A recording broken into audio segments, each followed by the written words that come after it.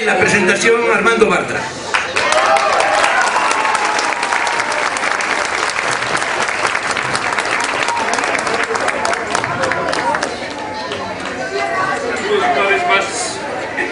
Saludos una vez más a los que ya estaban aquí hace una hora y participaron en esa charla.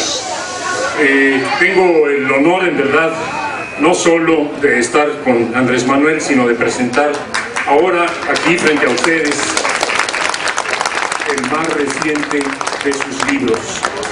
Y voy a repetir cosas que ya he dicho, pero que creo que hay que enfatizar.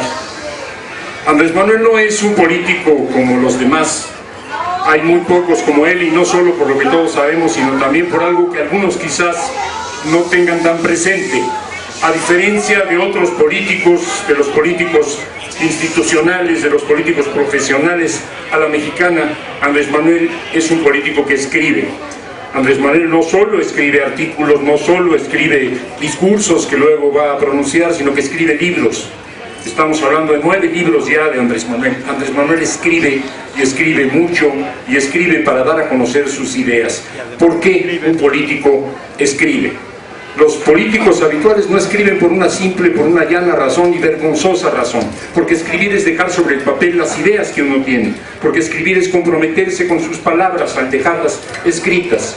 Y los políticos mexicanos, que son en términos generales, y habrá excepciones sin duda, afortunadamente las hay, no tantas como quisiéramos, los políticos mexicanos son chaqueteros, los políticos mexicanos son mentirosos, los políticos mexicanos cambian de punto de vista de un día para otro, y entonces escribir es un riesgo para los políticos mexicanos. Dejar en el papel lo que piensan hoy es comprometerse mañana con eso que han escrito, y por eso en general los políticos mexicanos no escriben. ¿Por qué Andrés Manuel sí escribe?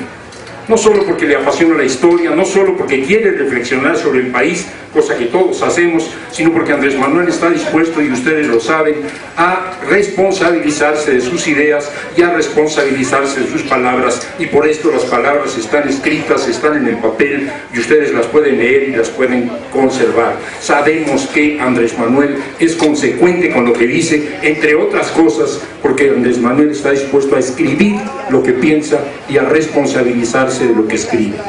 Esta actitud, esta lógica de un político mexicano atípico, de un político mexicano que escribe, es sin embargo semejante a otras generaciones de políticos mexicanos. Estamos hablando de una clase política mexicana siempre críticamente, pero en el siglo XIX tuvimos una espléndida clase política.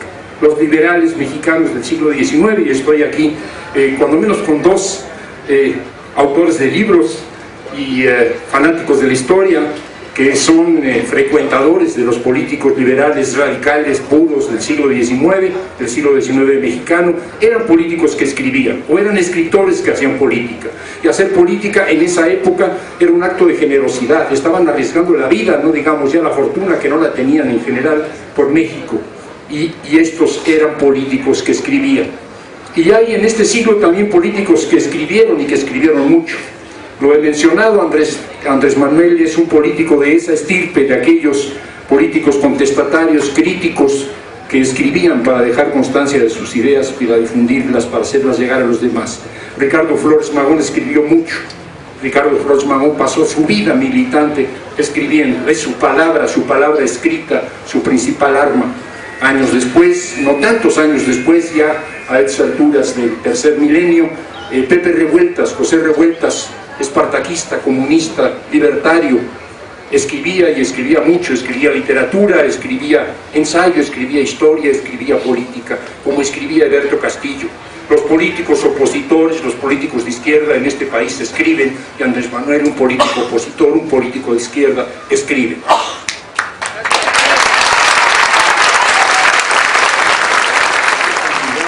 Críticamente, léanlo, viendo si están de acuerdo o no con lo que dice. Andrés Manuel no pontifica, Andrés Manuel argumenta, y por lo tanto necesita lectores críticos, gentes que reflexionen, y si no están de acuerdo lo digan claramente. Necesitamos ese tipo de lectores, y les aseguro que el libro les hará bien. Ahora sí, les aseguro que leyendo el libro conocerán mejor este país, que leyendo el libro conocerán mejor a Andrés Manuel si es que no lo conocían antes. Gracias.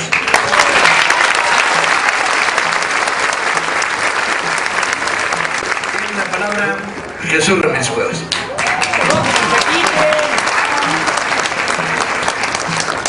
Bueno, muchas gracias. Pues es más que un honor estar aquí con ustedes, dado que el libro que se presenta hoy aquí en la Alameda está dedicado a todos ustedes y a todos los hombres y mujeres que luchan por la causa de la justicia, la libertad y la democracia en México. Y en ese sentido, tenemos que pensar que el libro que estamos comentando, La mafia que se adueñó de México en el 2012, es quizá el mejor análisis que se ha publicado hoy en día sobre las causas de la tragedia nacional, las causas por el desastre que está pasando México, las causas de la violencia, de la pobreza, del desempleo.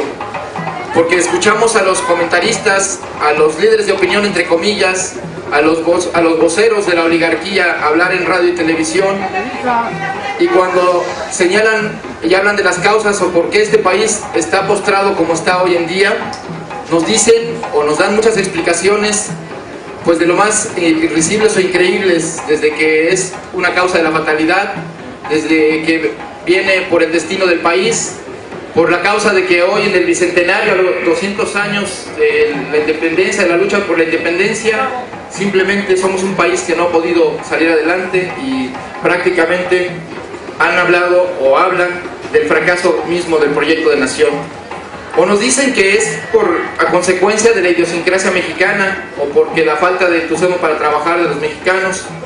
Pero bueno, más allá de esas explicaciones, que en realidad son justificaciones, Andrés Manuel López Obrador nos documenta cómo es posible que este país tan rico, este país con un pueblo trabajador, este país que incluso ha alimentado, ha fortalecido y ha sostenido la economía de Estados Unidos en los momentos de crisis como la Segunda Guerra Mundial, viva la mayoría de los mexicanos en la pobreza, y nos explica que esto es a causa de la oligarquía que nos gobierna, esa minoría que nos gobierna, esa minoría de potentados que se ha adueñado no solo del país, de las riquezas, de las empresas públicas, sino que se ha expropiado los poderes públicos, se ha adueñado de las instituciones y ha despojado a los mexicanos de todos sus derechos. Es quizá el mejor análisis de cómo funciona el modelo neoliberal, de cómo se ha debilitado al Estado, de cómo se ha saqueado un país, de cómo se ha debilitado y destruido las instituciones, y de cómo los grandes capitales, las grandes empresas y sus aliados en el poder político, que en realidad son sus empleados, como bien queda expuesto en este libro, están contribuyendo a la devastación, a la eclosión de México. Con nombre y apellido, Andrés Manuel López Obrador describe paso a paso cómo estos 30 oligarcas, los 16 empresarios, los 11 políticos que les sirven y los 3 tecnócratas que les escriben se han apoderado de México y lo están destruyendo. Quizá no ha habido una explicación tan minuciosa, tan clara y tan comprobadora de cómo se ha llevado a cabo este proceso.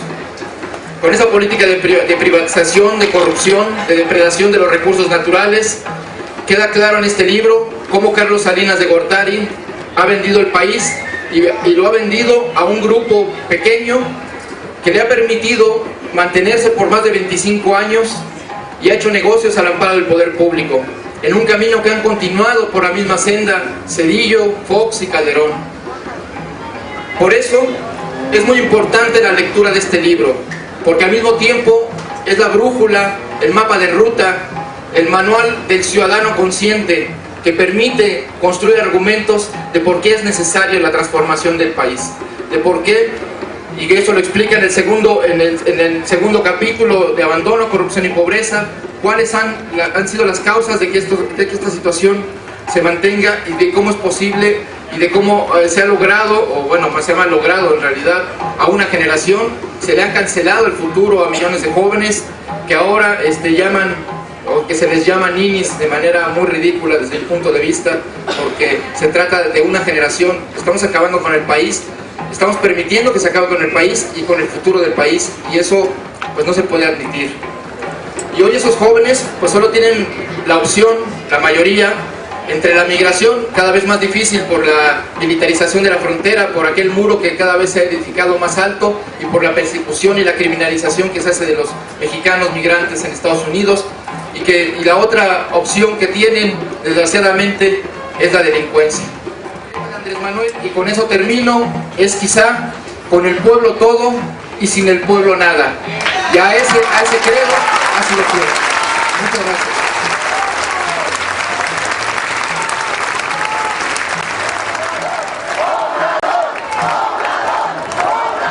Amigos y amigos, como les decía, ya el libro ha sido comentado por Jesús Ramírez, por Armando Bartra. Aprovecho para agradecer a Paco Ignacio Taibo por invitarme a este encuentro.